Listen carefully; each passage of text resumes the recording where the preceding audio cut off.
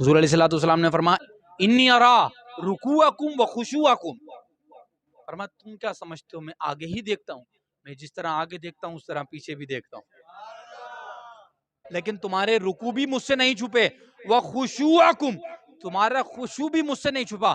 خشوع کیا ہوتا ہے؟ دل کی کیفیت کا نام خشوع ہے۔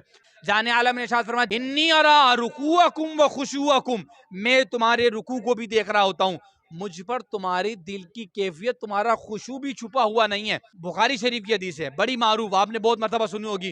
حضور قبرستان سے گزر رہے تھے، قبر پر عذاب ہو رہا تھا، حضور نے ٹہنی مبارک توڑی، درخت سے لے کر دونوں قبروں پر رکھ دی اور فرمایا دونوں قبروں پر عذاب ہو رہا ہے، اور کوئی بڑی بات کی وجہ سے نہیں ہو رہا، بڑی چھوٹی سی بات کی وجہ سے ہو رہا ہے، اگر یہ دونوں چاہتے تو اس سے بچ جاتے۔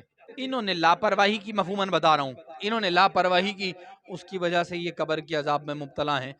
ایک پیشاب کے چینٹوں سے نہیں بچتا تھا، دوسرا غیبتیں کرتا تھا، چغلیاں کرتا تھا۔ ہم اس دور سے گزر رہے ہیں، اس دور میں مشین یہ تو بتائے گی کہ بیٹا ہوگا یا بیٹی، اس دور کے اندر مشین یہ تو بتا دے گی کہ پتھری کون سے گردے میں ہے، اس دور میں مشین یہ تو بتا دے گی پتھری کتنی بڑی ہے۔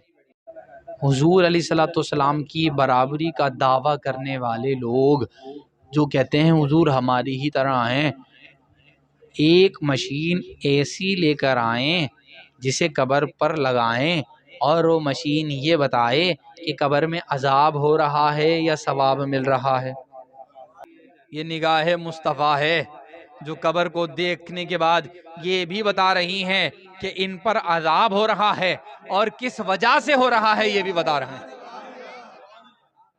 آپ نے نماز میں ہاتھ یوں کیا، نیچے کر لیا، یوں کیا پھر نیچے کر لیا، یوں کیا پھر نیچے کر لیا، بخاری شریف ہے۔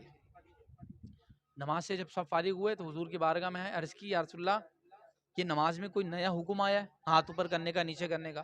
اگر یہ کوئی نیا حکم ہے تو ارشاد فرمائیے، ہم بھی پھر نماز کے اندر اس طرح کریں گے۔ فرمایا نہیں، یہ نماز میں کوئی نیا حکم نہیں آیا۔ یا رسول اللہ پھر یہ کیا تھا کہ آپ نے ہاتھ اوپر کیا اور نیچے کیا؟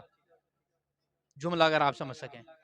جان عالم صلی اللہ علیہ وسلم نے ارشاد فرمایا میں نے نماز میں، جنت کہاں ہے؟ 7 آسمان، ساتوں آسمان کی موٹائی، اور پھر ایک آسمان سے دوسرے آسمان کا سفر، یہ بھی 500 سال۔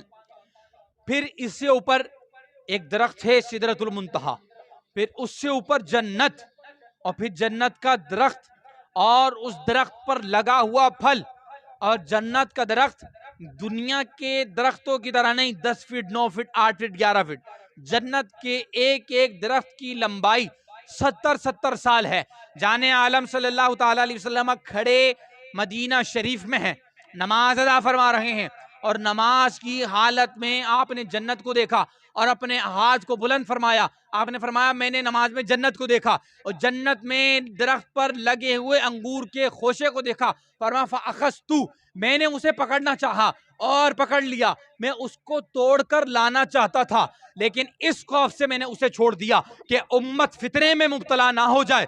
میں جان عالم صلی اللہ تعالی علیہ وسلم کی نگاہ اور آپ کا کمال بتانا چاہتا ہوں کہ جو نبی زمین پر کھڑے ہو کر سدرا سے اوپر جنت کو دیکھ لیں اور جنت میں لٹکے ہوئے انگور کے خوشے کو پکڑ لیں، جس نبی کی نگاہ کا یہ عالم ہے کہ وہ زمین پر کھڑے ہو کر جنت کو ملاحظہ کر رہے ہیں، تو پھر مدینے سے ہم لوگ زیادہ دور نہیں ہیں۔ یہ نگاہ مصطفیٰ ہے۔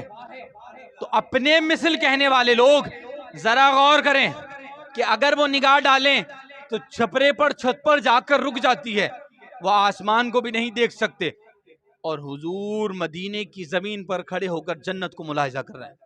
یہ نگاہ مصطفیٰ ہے۔